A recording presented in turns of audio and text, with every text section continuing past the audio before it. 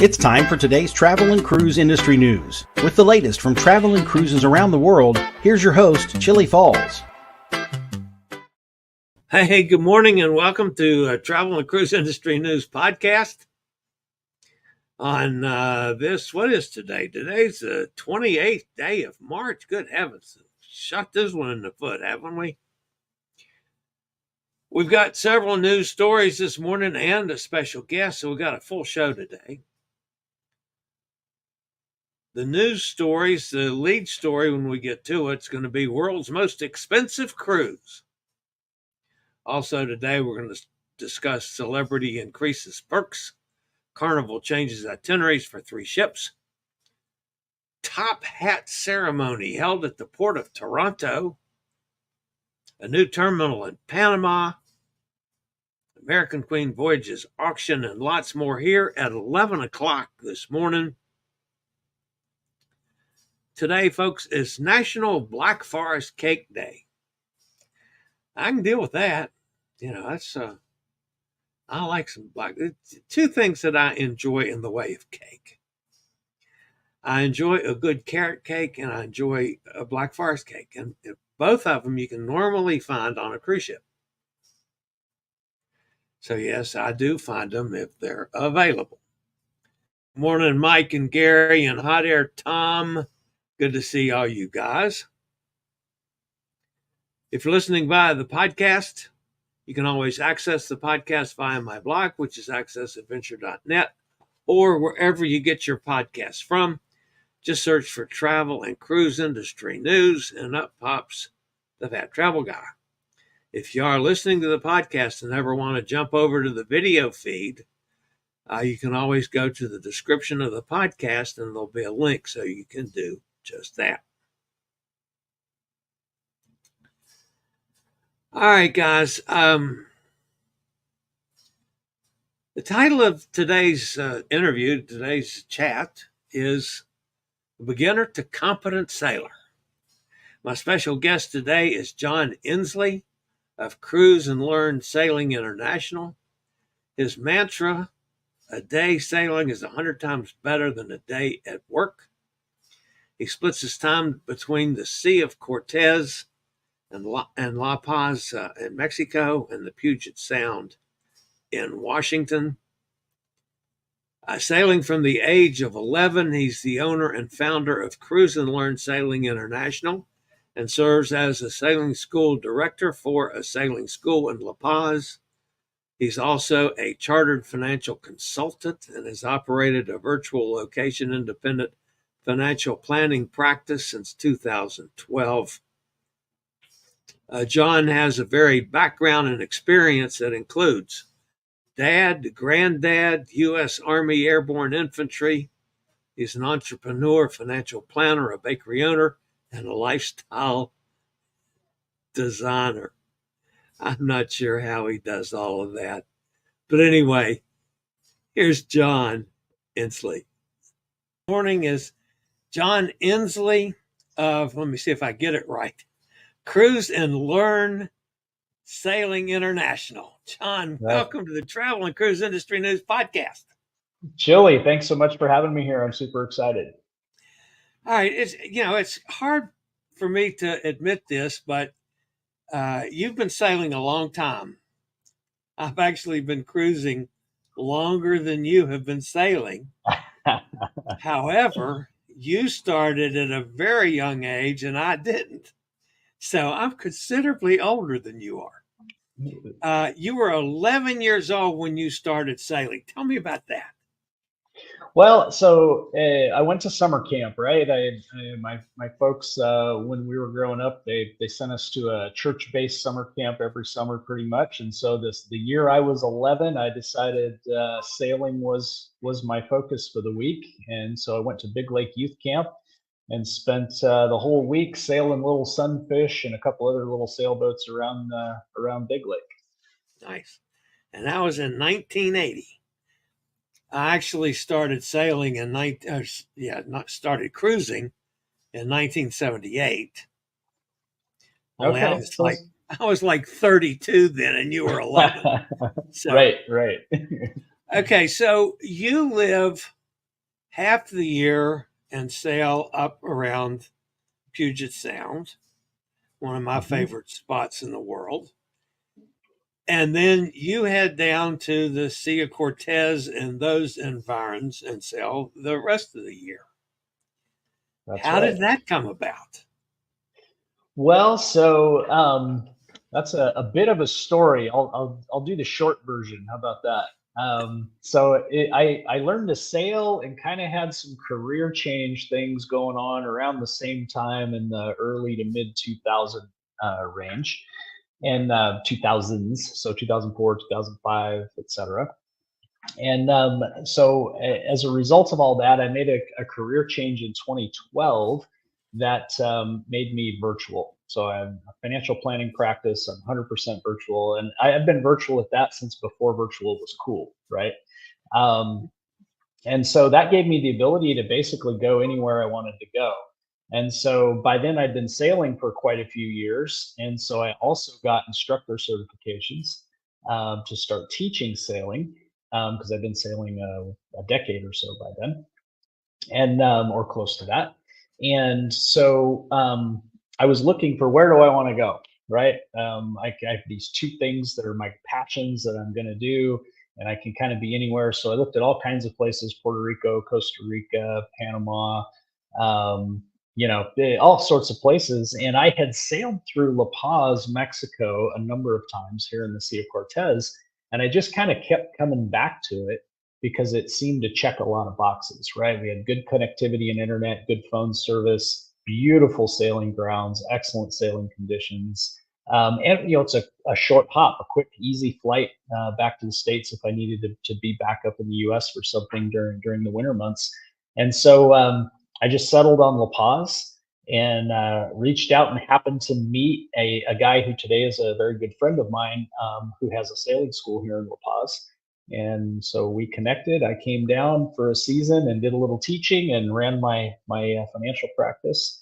And I just keep coming back. It's been 8 years ago now that since I started coming down here, seasonally full time. I'm at the point in my life where I'm seriously considering moving away from.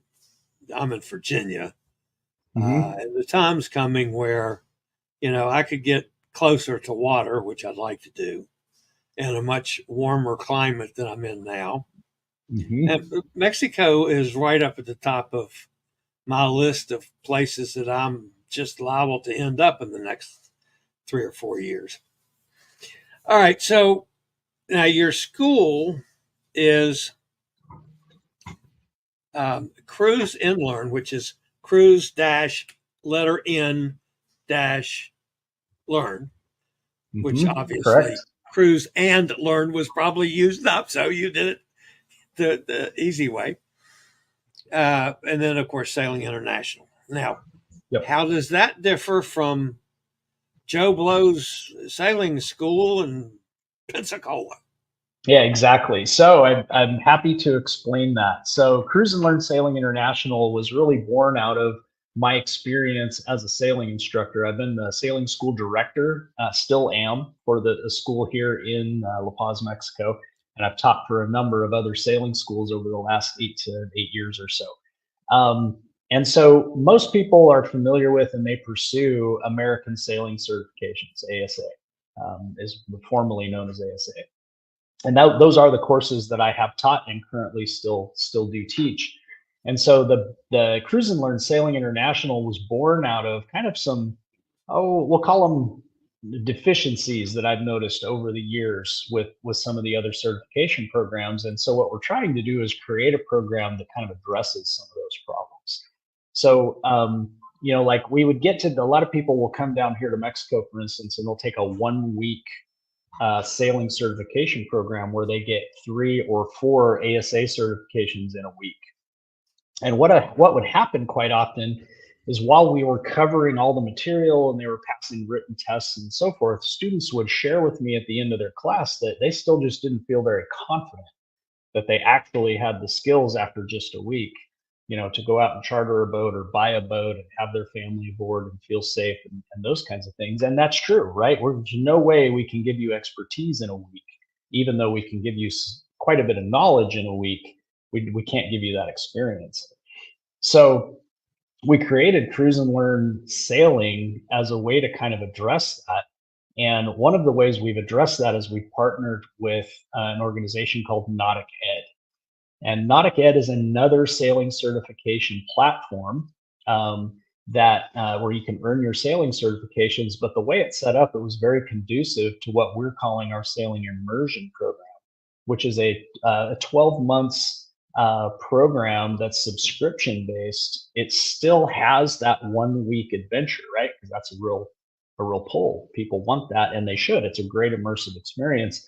But now we're able to take this training and spread it out using the Nautic Ed platform, which is this really amazing state-of-the-art multimedia online knowledge and theory training that you complete before you ever come on the 1 week trip. And then on the 1 week trip, we're just focused on having an amazing cruising experience, right? We're sailing around these beautiful cruising grounds. You're practicing and getting that experience and all those skills that you've been learning about. And then we also, at the end of that week, we're going to do the assessments for your actual certifications. So it's a different approach to what a lot of people are familiar with, but I think it's going to instill a lot more confidence. And at the end of the day, it's going to create more competent sailors and skippers, and that's what my passion is sailing this, sharing this amazing lifestyle and this amazing skill set with people. But I want them to go away confident and competent so that they can be safe and have a heck of a lot of fun for the rest of their lives with their family and friends out on the water. My concept, again, from total lack of experience, but I'm disabled as well. That pretty much rules me out of sailing, doesn't it?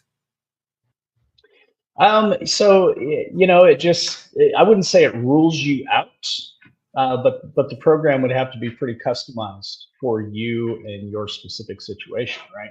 Yeah. Safety obviously is top of the list. Moving around a sailboat certainly has its dangers or risks, and so depending on the disability someone has and their ability to move around a moving and pitching sailboat definitely comes into play. But I don't know that I would just carte blanche say it rules anybody out, right? It just depends on the circumstances. Yeah. Where, of course, I realize now I'm sure you sail around up in Washington area. Yes, summers up in the Pacific Northwest and winters here in Mexico. And I know about the Sea of Cortez. Where else do you like to sail? So I've sailed in Belize. I've sailed in the British Virgin Islands. I've sailed in a number of different places. People ask me all the time, right? What's your favorite cruising ground? And it's really hard to answer. The Pacific Northwest, the San Juan Islands in Washington State, and then just across the Canadian border, the Gulf Islands in Canada, are just spectacular scenery, cool little villages, great sailing, great wind conditions quite often. So that is just an amazing place. The downsides in the Pacific Northwest is the water's cold, right? In the middle of summer, it probably won't get to 60 degrees. So so there's no swimming, snorkeling, right? That kind of thing you pretty much don't get in the water. And so the Sea of Cortez, we come down here to Mexico, the water's warm. So we have still some amazing scenery with the desert landscape and all this water in the Sea of Cortez, these beautiful, white gold sand beaches, and we're able to snorkel and swim and paddle and kite and do all the things on the water. So I really can't decide, honestly. That's why I just split back and forth between the two. So, I would say those two are my favorites, but there's still a few places in the world I haven't sailed that I'm sure I will. And so, I'll keep you posted. Okay. What's the difference between cruising and sailing? So think of it this way: sailing, we jump on a boat, we go out for a day, and we sail around a local body of water. Sailing is the activity of actually maneuvering a boat, shifting sails, adjusting sails, doing these kinds of things. Cruising encompasses everything that sailing encompasses, but now we're actually having an experience that goes beyond that. So we're visiting distant places, right? It could be the next town up that takes us a day or more to get there, or it could be across an ocean in a whole another country and land. So cruising encompasses sailing, but cruising is that, I describe it as a lifestyle.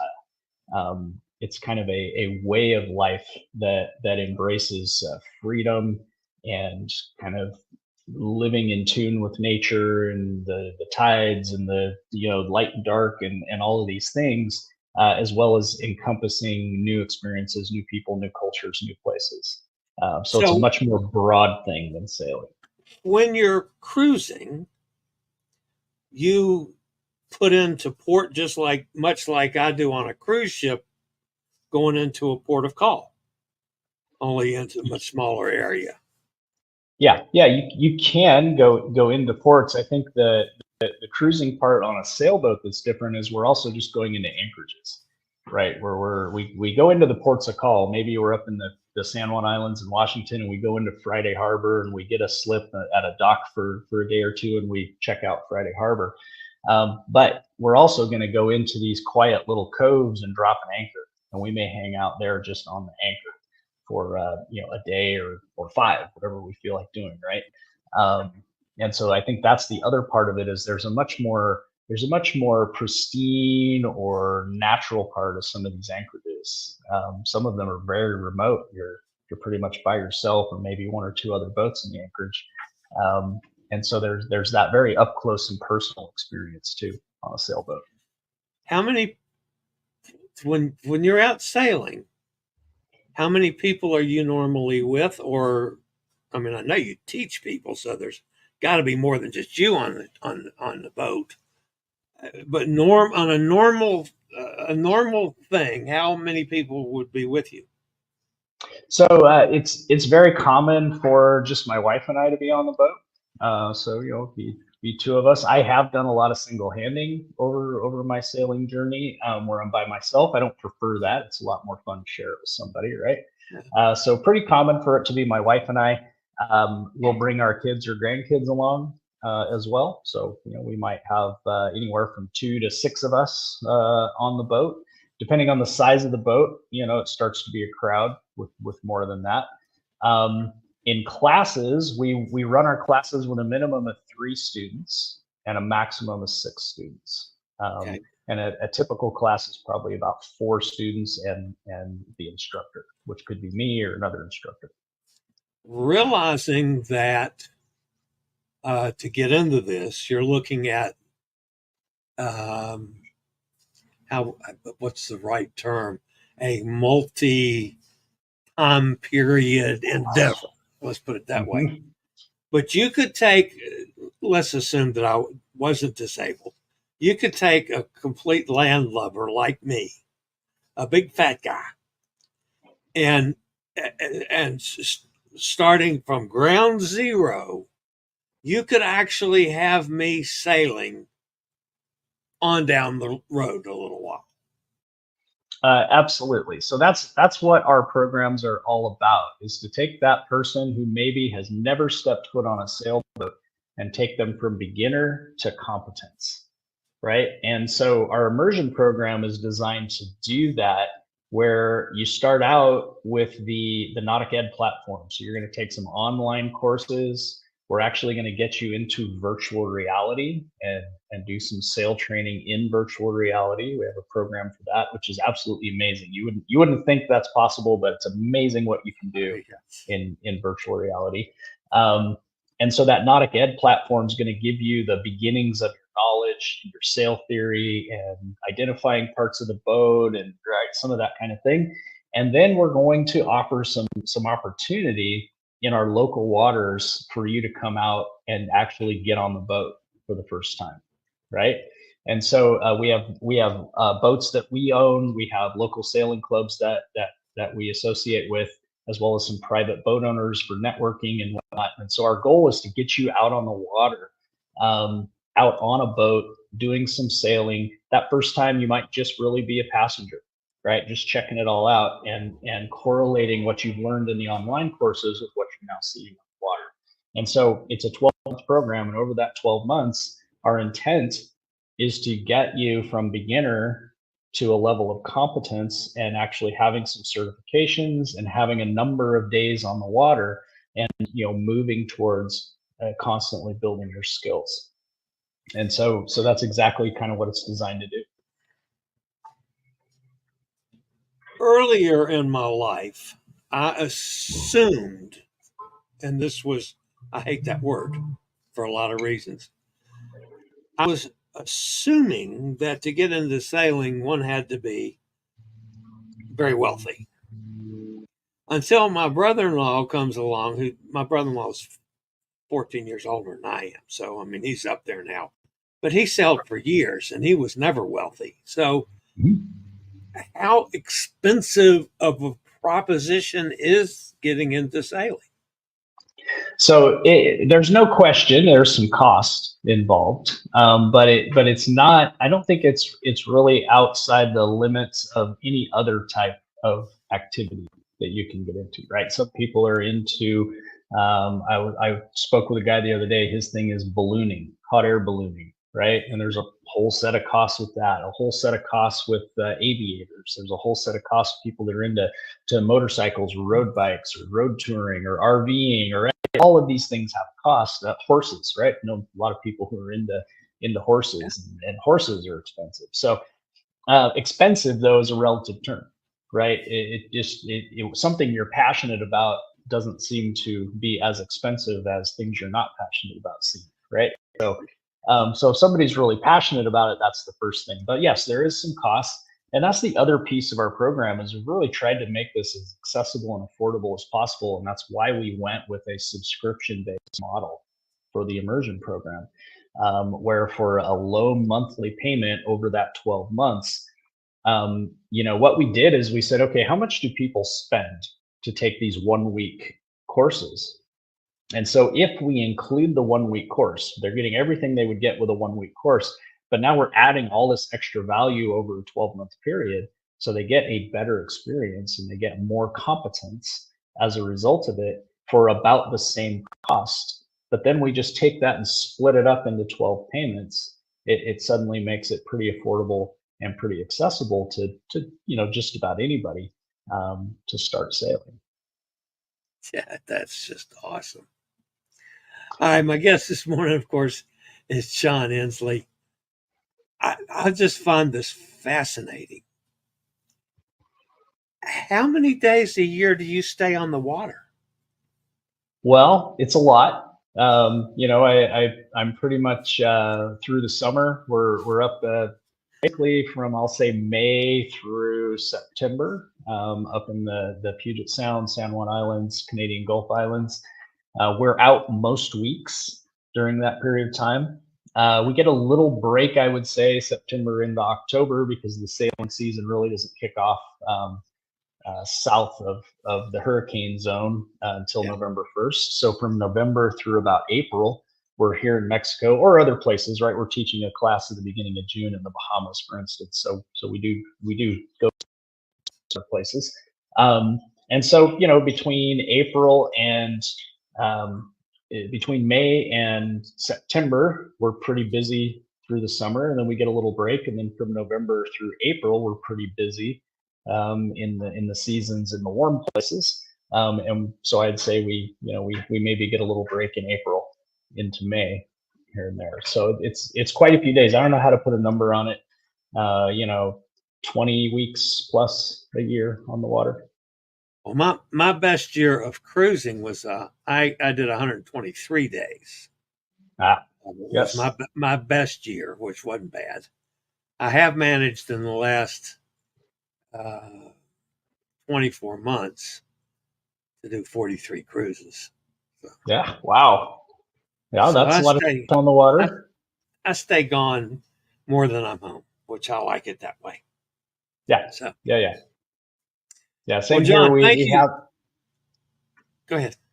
Oh, I was just going to say we have a home in Washington that we see every once in a while, And then so Yeah. pass Well, the I've ball. got a farm in Virginia and I can't do anything anymore. So, I mean, I used to Yeah. mow 8 acres. That was, I get out on my John Deere and as close to naked as possible and mow and mow and mow. And I get hot. I go jump in my pool. I get back on the John Deere and mow and mow. And that's about all I did all summer.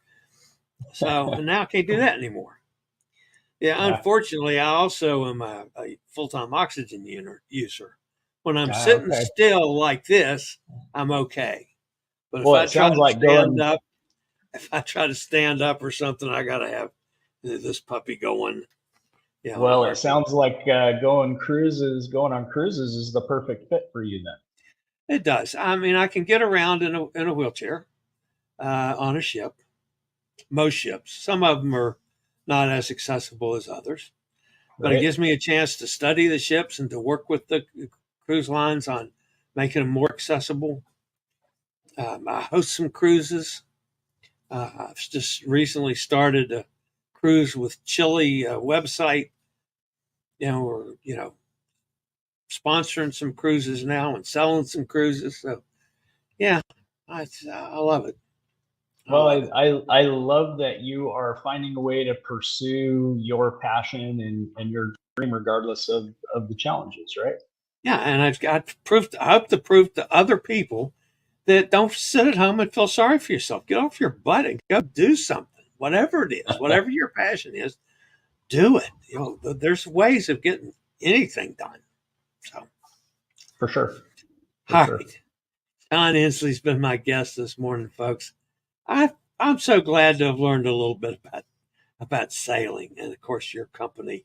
And there'll be a link to John's website and so forth down in the description of the video today. Well, John, I hate to do this, but I have to go do some news now. So, All right. Well, I'll let you get to it. Thanks for having me, Chillie. I really appreciate okay, the John, thank chance you to so chat with you. much. And we'll do this again. Okay. Sounds good. All right. See ya. And that, of course, was John Ensley. I actually interviewed him yesterday afternoon. I tell you what, folks, I know there would be some challenges, but if I could get where he is on a sailboat and I could park my chair someplace, because I can do, a few steps, carry my oxygen with me, I'd get on a sailboat and try that. As long as I had someplace I could sit. I mean, I can't do it the whole time standing up and stuff, but I could move around some. I I would do that in a heartbeat. So, but then that's me. Okay, I got a whole bunch of other stuff here we got to cover this morning. I really enjoyed that. By the way, John's website is cruiseinlearnsailing.com. All right, so after yesterday, I actually had a couple people that contacted me and said, man, when you flashed up the cow, we didn't really get to see it. We didn't, you just held the phone up and took a quick shot of it. We couldn't really tell what it was. So what is that? Okay. So this is the newest artwork on the wall. And the main cow there, that's Coco the cow, who goes along and is friends with Brat the cat and Max the dog and Tina Turtle. Now, on Coco the cow's left, that's Cece the cow. And on Coco's right is Myrtle. So that's the cows that's on the wall behind me. All right, I'll be back with a couple more things after a quick break from one of our network sponsors. Okay, the top story this morning, folks, is the most expensive cruise in the world. I love it. Hot Air Tom, you need to pay attention to this. Ultra Lux Cruise Line Regent Seven Seas Cruises took the wraps off what is the most expensive world cruise ever in 2027, a 140-day Splendor voyage on board Seven Seas Splendor. The all-inclusive cruise will sail 3 oceans, visit 40 countries and 6 continents. And if you notice there, Hot Air Tom, in the suite, which I'm going to get to in a second, is a grand piano. However, they throw you off the boat, Hot Air Tom, if you sit down and play chopsticks. Regent Seven Seas Cruises is reaching out to the world's most affluent travelers, that's you, Hot Air Tom, and adventure seekers with a 2027 world cruise that begins in Miami and ends in New York and explores fascinating destinations as it sails more than 35,000 nautical miles. Seven Seas Splendor will call at 71 ports, overnight at 14 ports, and feature custom-designed shoreside cultural experience. The voyage also comes with cruise fare that are perhaps the world's highest. Guests booking one of the ship's veranda suites. Now, that's not this one, Hot Air Tom, just the little cheapy thing, the veranda suite. It will cost $91,499 per person, or $183,000 per couple. But those fares pale in comparison to the ship's top accommodation, the Regent Suite, with its 4,400 square feet of living space on deck 14 and sweeping views over the ship's bow from a wraparound deck. For the privileged few able to book the palatial and lavishly appointed Regent Suite, that would be you, Hot Air Tom, the cost is $839,000 per person. That's $6,000 per night for 2 guests sharing the suite. That'd be you and Cindy, Hot Air Tom. The cruise fare would be $1.7 million. Holy cow! A 126-day segment from Miami to Rome offers fares from $84,000 per guest to $755,000 per guest in the Regent Suite. The World Cruise fare covers all expenses, plus a one-night cruise hotel stay in Miami. Hell, they ought to buy this hotel for you for that, along with a pre-cruise gala event. Amenities and services covered by the fares include door-to-door service, airfare, 486 shore excursions, all food and premium beverages at lounges in the non-dining venues, 24-hour in-suite dining, Wi-Fi, laundry, valet service, and more. Those who book the opulent Regent Suite will enjoy the services of a dedicated butler, a personal car and driver in every port, a $200,000 bed, a glass-enclosed solarium, a personal sauna, steam room, and jacuzzi, and all while gazing at original artwork on the walls, including a Picasso. Wow, that's a little better than my inside rooms that I get on many of my cruises. That's the world's most expensive cruise. I'm sure, Hot Air. Hot Air, I'm holding one of those suites for you. All you got to do is call me, and we can go on and get the booking done for you. Just pick up the phone and call, Hot Air Tom. I'll be happy to book it for you. Boy, would I be happy to book it for you. So, all right. Before we get to the rest of the news here this morning, love this picture. She does such a good job at having pictures taken of her. That, of course, is Sylvia. She's out on her Will C2 power chair. This is from Tampa. She was in Tampa yesterday. And, of course, it's winding down, folks.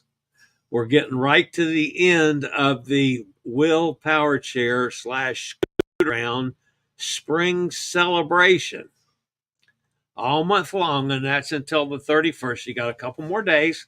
If you purchase a Model F, now that's the lightweight one. It's a fold-up chair, can go in the trunk of the car, or a Model C2 like I use because I'm a big fat guy. Sylvia uses because of her disabilities, but it's a heavy, substantial chair. I feel very comfortable in mine. Of course, I know Sylvia does in hers as well. She's had it for several years now. I'm still working on my first year with the C2. But anyway, if you purchase either one of them during the month, you'll get $250 to use toward accessories. The offer is valid until March 31st. Now, if you should go to the Scoot Around store website or call them on the toll-free number, when you talk to them, use the code Chillie, Chillie. Just tell them code Chillie. They'll know who that is and what it's for.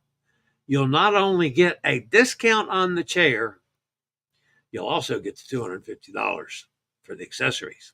That's on the Will Power Chair Scoot Around Spring Celebration Sale here for 2024. Okay, let's see. What did I have anything else this morning? I got to go back and look. Oh, there is one thing else that I wanted to point out today.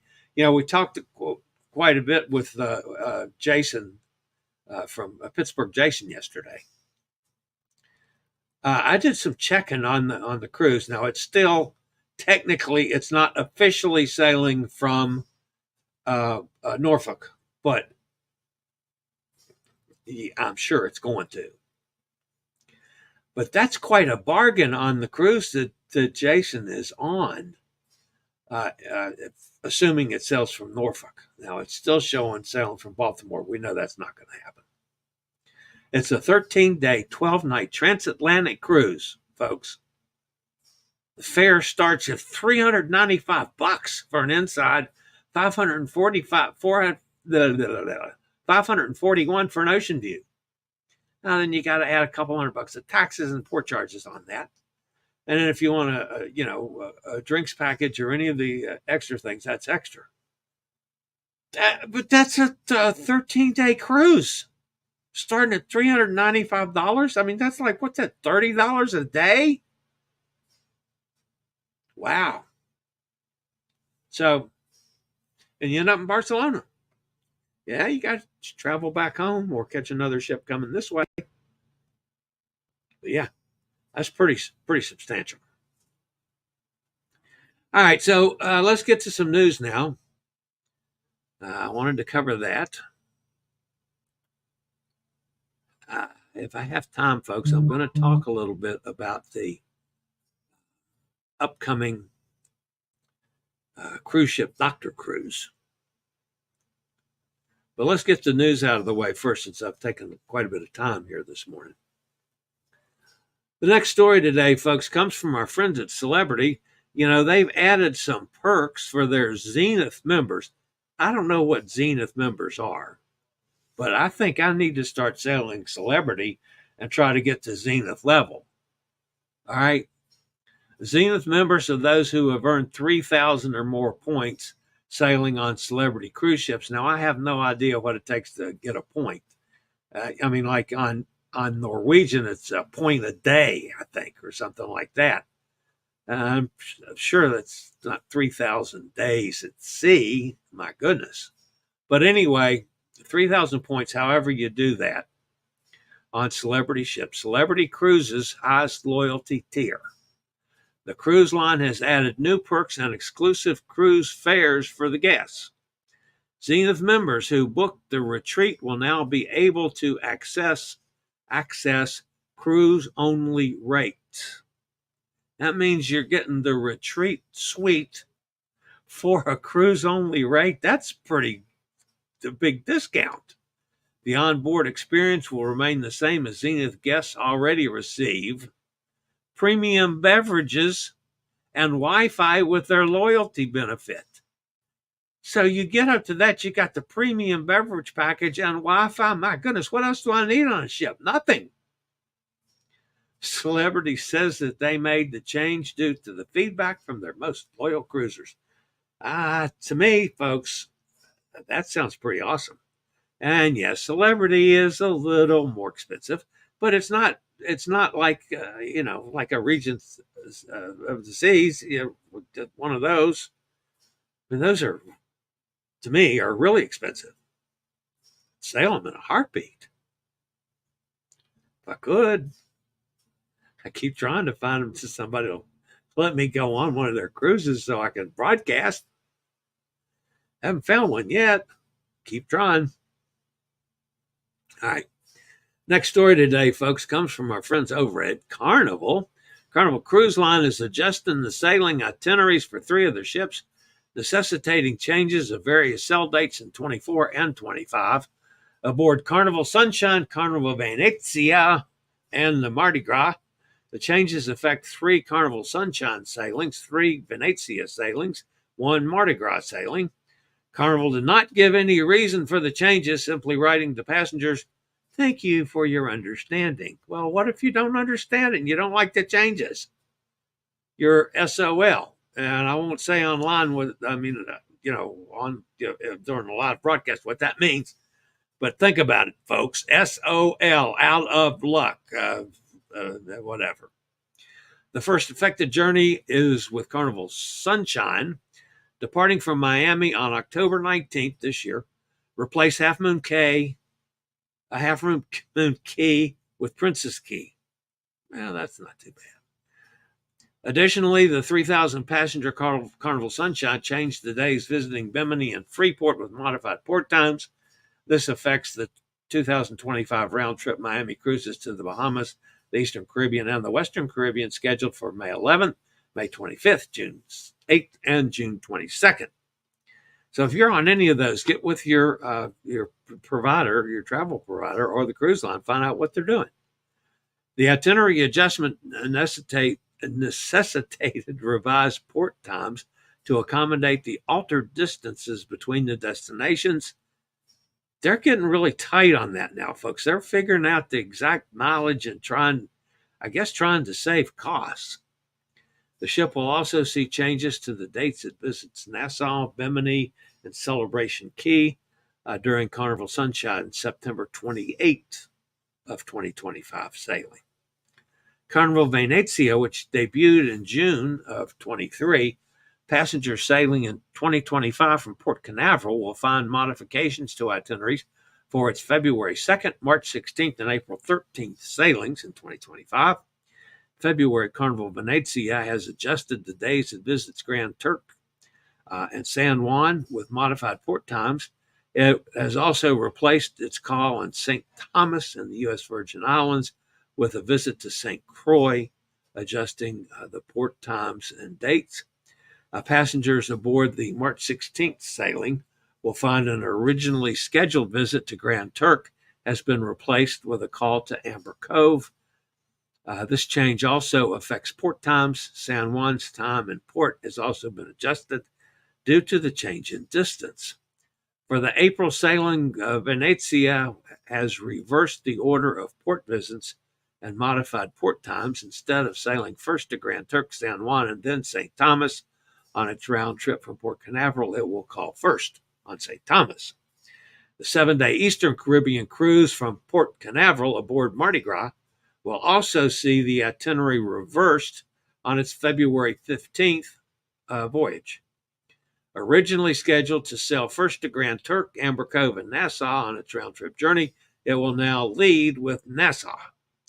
Also from Carnival, this is a different story. After much anticipation, Carnival Cruise Line has released its digital debark program across the entire fleet. We talked about this once before when they first started testing it. The release comes after successful trial and positive guest feedback on select ships. Available via the Carnival Hub app, digital debark enables passengers to schedule their debarkation time, reducing crowds and wait times on the final morning of the cruise. It also provides passengers with more control over when they choose to leave the ship. Congratulations to Carnival. I hate the changes in ports and all that business, because I think the cruise lines, when they come up with something, they should stick with it. But that's me. But congratulations to Carnival on the debarkation deal. I'll be using that at the end of the month. It's actually in the first of next month. No, it's not.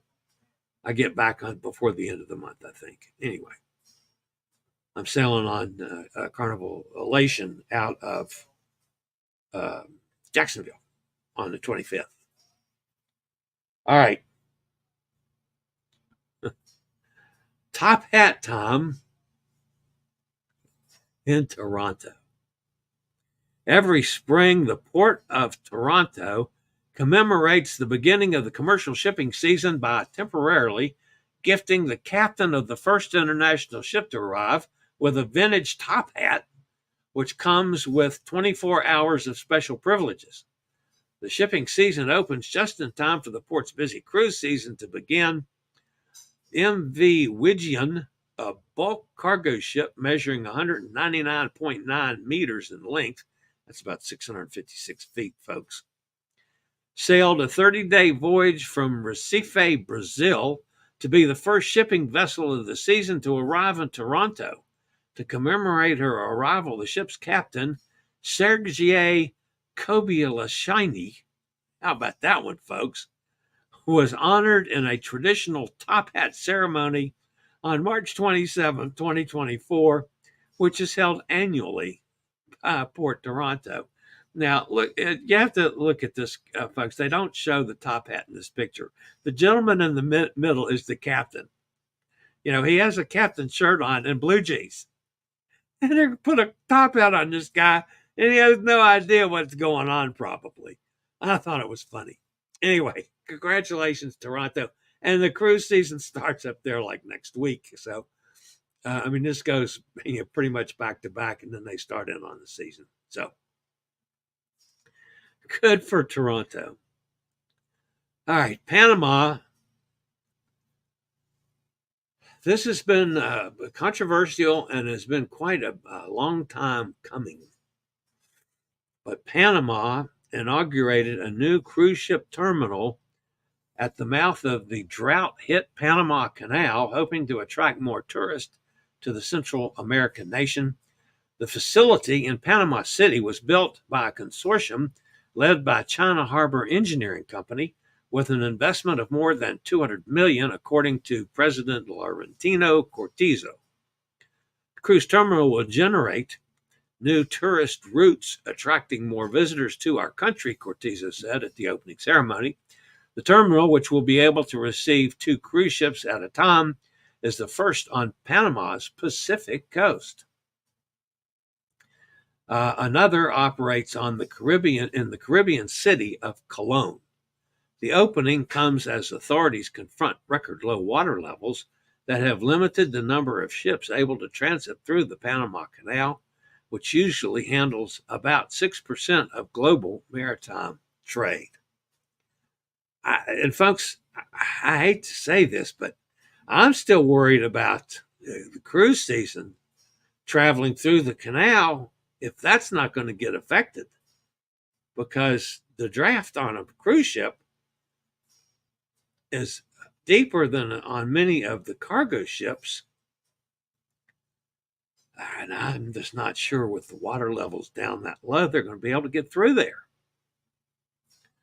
But that's my thinking. Okay, this is the other story today, folks, that has to deal with hot air Tom. The American Queen Voyages bankruptcy auction will be held this afternoon. Bids were due earlier in the week, and Chillie Cruises has learned there are multiple bidders, including several existing cruise lines. The bankruptcy court can sell the whole lot or break it up into pieces. Hopefully, the answer will be revealed today. Now, Chillie Cruises has also learned that Hot Air Tom submitted, I don't know if Cindy knew about this or not, so Cindy, don't listen if you didn't know about it. Hot Air Tom submitted a bid on Tuesday for $2.74. And I understand that his bid has been successful, and he will receive 1 stale candy bar and 3 used towels. That's it for the news this morning, folks. Let's go over to the chat room and see who is fussing at me today. All right. Let's see. Mike, Gary, Hot Air Tom. Happy 32nd anniversary. Wow. Congratulations, Thomas. Excuse me. My voice is giving out. Chillie giving us an anniversary gift on that expensive cruise. Hey, yeah, no. I'll sell it to you, Hot Air Tom. I want the commission. That's what I want. Bob's with me. Boy, that would set me up forever if I sold one of those. Good heavens. And Bob's with us. Good morning, Bob. Kenneth's with us up in Pennsylvania. There's Joanne. Hi, Joanne. Sonny's with us down in Mississippi. There's Elizabeth. Buena dias, Chillie and the gang. Hoping my iPod and phone don't overheat before the show ends. That's hot here. Yeah, I hear you. All right, Hot Air, because you say you don't see that. I see that. Mohammed Laman Darboui says hi. Not sure. Emily's with us, says good morning, everybody. Very overcast day up there in New York. Happy anniversary to Tom and Cindy. She was on a sailboat tonight, 2019, on her NCL trip. They gave us free OJ and champagne.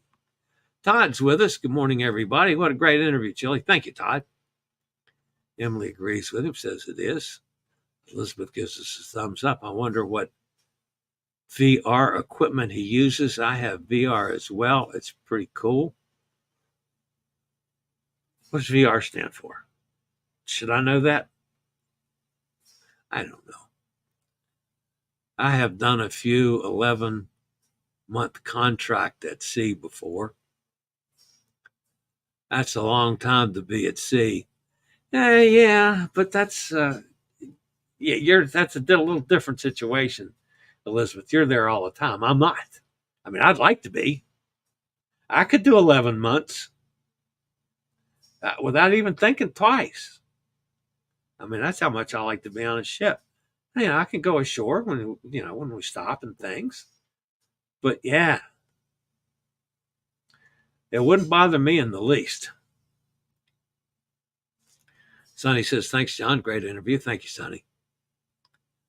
Hot Air says, I only know Mary Had a Little Lamb. Okay. Chillie can come along to play the piano. Yeah, right. I'll sit down with a little Prelude in C-sharp minor by Rachmaninoff. How's that, Hot Air Tom? I thought that the round building looked familiar. I said Tampa a second before you confirmed who Sylvia was. Yeah, she was there last night and went to a hockey game, one of the museums, and she was celebrating, her getting a part on the TV show. So she stayed in a hotel there in Tampa and a real expensive restaurant and just had a celebration night. So congratulations to Sylvia on that. I can't wait to see the TV show when she gets into that. Sonny says to remind everybody, hit the thumbs up. Thank you, Sonny. Linda Taylor says hello. Lula Phoenix says hi and good morning. Oh, VR is virtual reality. Duh. Yes, I should know that. All right. Thank you. Yeah, I don't know what he uses. That's a good question. The other thing, the next time I talk to him, I want to talk to his wife too. Does she like sailing as much as he does? I mean, she spends a lot of time with him on a sailboat, so she must. But then we're going to have to bring her on the interview here to see if that's equal footing. I enjoyed that, and I will. I'll see about getting his wife on next time with him to make sure he's telling us straight. I enjoyed that immensely. And if any guys are interested in sailing or learning to sail, man, this is the guy to see. So, all right, guys, that's going to wrap me up for today. Tomorrow is Friday. So, and it is tomorrow's Good Friday. I'm going to do the show like normal. Of course, it is Easter weekend. So I hope all of you guys are planning a nice holiday weekend. I am probably not going anywhere, staying here, because the following week I'm going to Ohio and hope we get good weather for the eclipse. And then I get home and have to get ready to go on the next cruise. So, all right, that's going to wrap it up for today, guys. As always, thanks for being with me. Don't forget, smash that thumbs up button. If you haven't subscribed, please take this as my invitation to subscribe. The bell doesn't cost you anything. The bell notification tells you when I go live or when a new video is up. I'm trying to get 1 or 2 videos posted every day. So it'll tell you when they're up in case you want to watch them. All right. That's going to wrap it up for today. As always, folks, stay safe, stay healthy. Think about cruising and sailing. And hopefully one day soon we'll all get together on the high seas. Have a great day, everybody. See you tomorrow. I regularly post videos on all facets of the travel and cruise industry. So if you like to keep up with the latest in cruise ships, ports of call, cruises themselves, Chillie chats, and travel and cruise industry news, just hit the little subscribe button in the lower right-hand corner. Hit the bell notification so you'll be notified when a new video is up or we go live.